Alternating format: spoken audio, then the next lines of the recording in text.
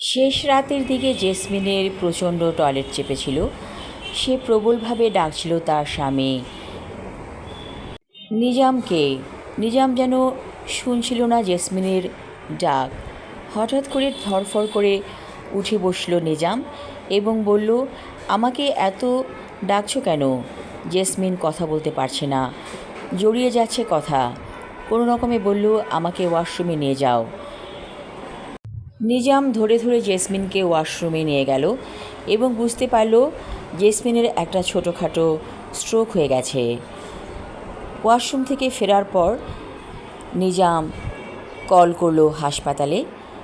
Ambulance এসে নিয়ে গেল জেসমিনকে হাসপাতালে।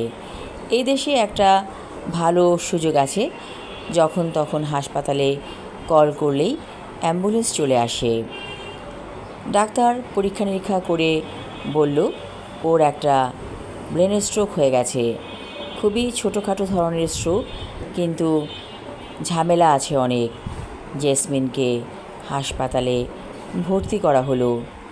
বেশ কিছুদিন ট্রিটমেন্ট করার পরে বাড়ি ফিরে এলো জেসমিন, কিন্তু আগের মতো সে চলতে ফিরতে পারে না।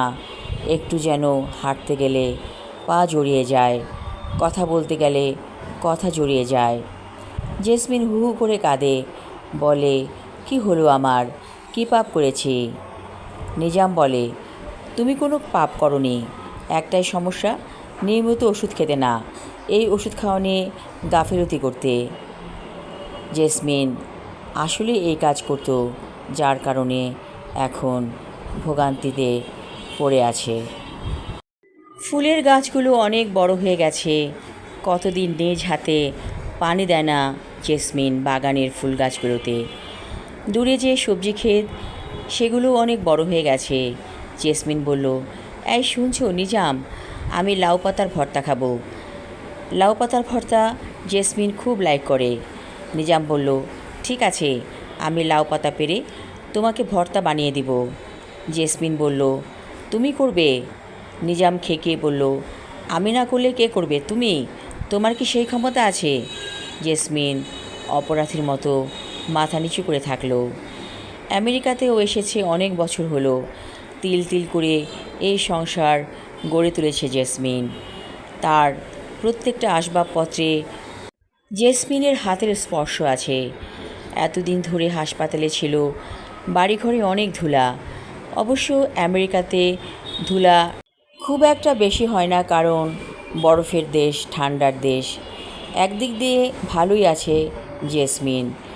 যখন আমেরিকাতে ও প্রথম এসেছিল, কিছুতেই মন বসছিল না। পরে ধীরে ধীরে মন বসে গিয়েছিল। এই দেশটাকে ভালোবেসেছিল জেসমিন। এখন কি হতে কি হয়ে গেল? কেন এমন হলো? কি এমন অপরাধ করেছে জেসমিন? ওষুধ খায়নি, মাঝে মাঝে মিস দিয়েছে, তাতেই এত বড় কষ্ট পেতে হলো ওকে? খুব কান্না পাচ্ছে জেসমিনের। ডাক্তার বলেছে না কাঁদতে, কারণ ব্রেনে চাপ পড়বে। জেসমিন চুপচাপ বাগানের দিকে তাকিয়ে আছে।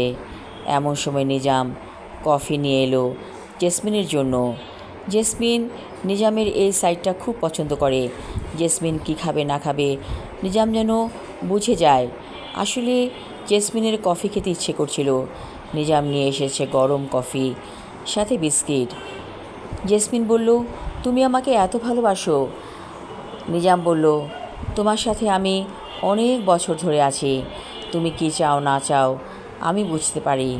জেসমিন বলল, থ্যাঙ্কস গড, তোমার মতো একজন সঙ্গী পেয়েছি জীবনে। আমি আমার লেখা ছোট গল্প জেসমিন পর্ব 1 পড়লাম। পরবর্তী অংশ থাকবে আগামী পর্বে। ধন্যবাদ।